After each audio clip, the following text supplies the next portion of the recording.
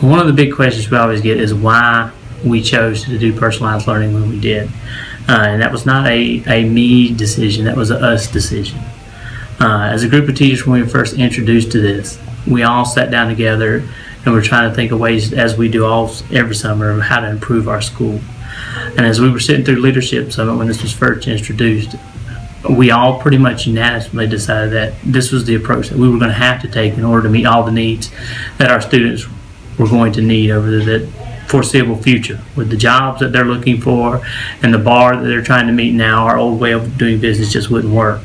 So we all as a group decided that this was the way we would move forward as a leadership team. And from there we went on to start putting it into practice, to start making our plans, start doing our professional learnings, start changing the practices in the building. Now, what does that mean for our teachers as far as practices they do? Well, it's a lot of learning. That's why it's an actual 5-year plan we have. It's because we knew it would be a major shift for our teachers. Not that our teachers were doing a bad job to begin with, but they've got a new bar to reach, so we've got to do things differently in order to meet that bar. They have to shift from being the sole gatekeepers of knowledge into more facilitators of it. We have to get our teachers to think more of being problem givers instead of answer givers, because that's what we're really trying to facilitate into our kids, that they can be their own independent, critical thinking, creative kids that can solve issues that come up, whether it involve math, language, arts, science, or social studies, and not just regurgitate facts that we put out like we've done for so long. Personalized learning has completely changed my students' motivation for learning. Before, they participated more because of outside factors, and now their goals drive their learning. Through self-assessment and teacher feedback, they know where they are with the skills, and if they need more work on a skill or if they've reached mastery. And it's because of that self-assessment and teacher feedback and goals, it gives them a purpose for their lessons and their stations. I haven't had any issues really with motivation since we've begun implementing our plan. Everyone's involved and excited and participating because they know they need to reach their goals.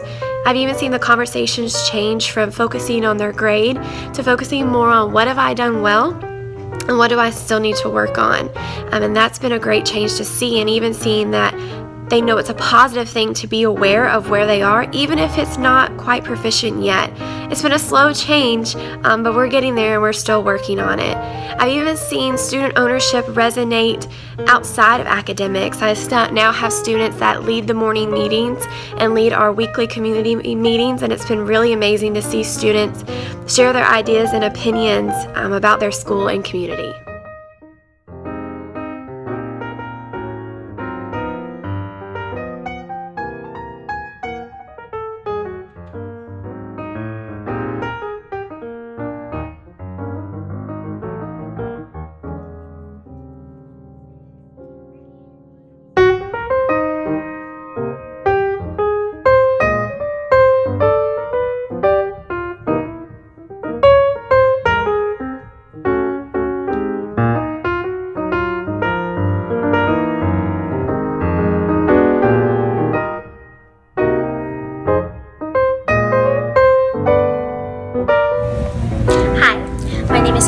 And today I will talk about personalized learning. Personalized learning is a way that you learn to benefit yourself. And we started setting goals in 5th grade. We set goals, and they have to be SMART goals. They have to be specific, measurable, attainable, realistic, and timely. When having a SMART goal, you have to have an action plan to go along with it. So what actions are you going to do in order to achieve that goal? And action plans help you achieve the goal by doing things that will relate to the goal.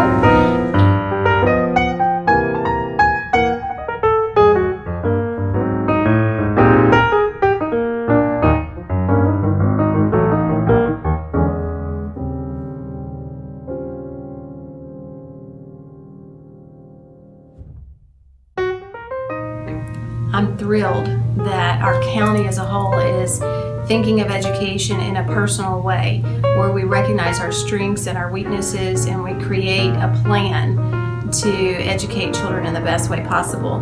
And as a special educator, I'm especially thrilled about it because all of my students have significant strengths, and so many times we focused on their weaknesses only.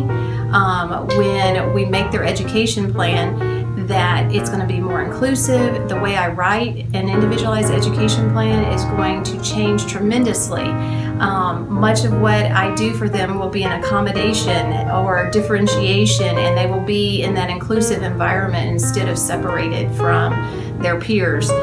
I will be able to meet their needs in small groups through that dynamic classroom model in a way that the student recognizes where they need to grow.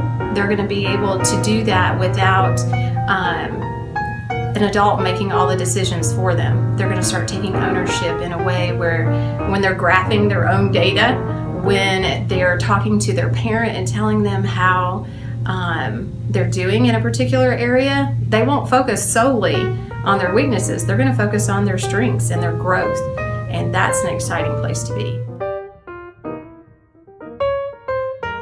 Project-based learning for when we did it is when we had to make a paper about what we wanted to do for the art party. And my opinion was it was really fun because everybody was competing against each other, and there's like 100 and some kids, and there's a lot of brains, and some of them are really smart, and they can think of a really good idea, so everybody wanted to make the art party.